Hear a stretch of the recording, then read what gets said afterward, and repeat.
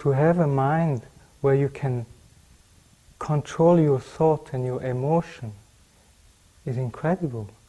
Without speaking about getting spiritual realization, just to be able to say stop to the thought when you want, to say stop to the emotion when you want, to have that capacity to be master of your own mind, to be able to say, oh, these thoughts stop, these emotions stop, now I have enough of you, and to be, whenever you want, you can stay still,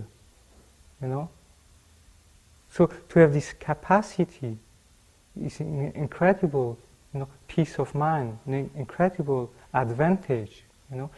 Suddenly you become master of your own mind. If you want to develop any qualities of mind, you need some mindfulness, some continuity in what meditation you do.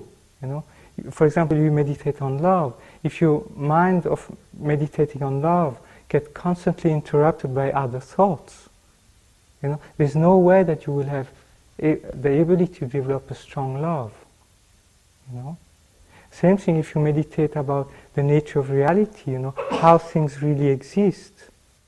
If you have this inquiring mind which follows a stream of thought and wants to reach a conclusion and stay on it, you have to have had a concentrated mind which is able to follow the analysis without being distracted. And once you reach a conclusion, to look at it and see what it implies. You must be able to stay on the conclusion of your analysis and see what it implies, how it changes your whole worldview, based on that conclusion you have reached. So in order for that to function, again, you need to have a calm mind.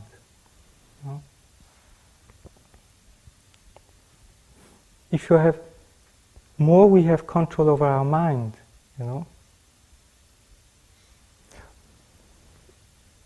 What happens is that instead of going constantly up and down like a yo-yo, being overly excited when something good happens and completely depressed when things go wrong, our usual mind, So with concentration, your mind becomes much more even. That evenness of mind actually is a type of joy, a type of peace, which is so pleasant, much more pleasant actually than even the excitement of pleasure. To have this still inside, is much more pleasant than having good news and good things happening out there. With time, we see that what we call pleasure, excitement, actually is a form of suffering.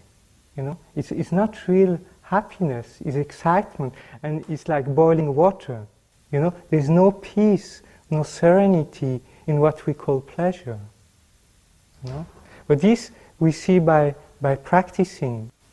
So that's why I think effort put into concentration, into developing calm abiding, I think is very important.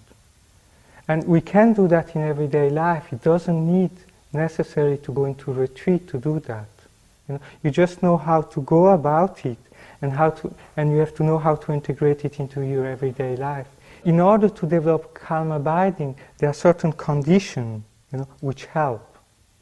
So all these conditions we can gather in our everyday life. We don't need necessarily to go to a complete isolated place.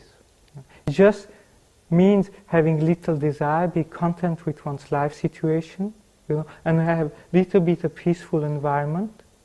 So even though one might have a family life, still we can wake up an earlier before everybody else and do some calm abiding then, or at the evening when everybody's at bed, or when the children are at school, or something like that. One can find a place, a time in a day, if one wants it, for a peaceful meditation. So the first is to have, wishing to do the meditation, by seeing its advantage, then developing the determination, I'm going to do it, and for such amount of time I'm not going to lose the object, and then is to develop the mindfulness of holding the object without losing it. And once you're able to do that, then you use introspection to check the quality of your concentration. And then to make it more precise, if you're prone to dullness, then you hold the object more intensely. if you have too much excitement, you lose, you relax a little bit the grip on your object, and like that, slowly you find the middle way, and you're able to hold on to it. So that's a little bit the process, how one goes about it. And by doing that, one goes through 9 stages. Just in brief, I will go a little bit over that.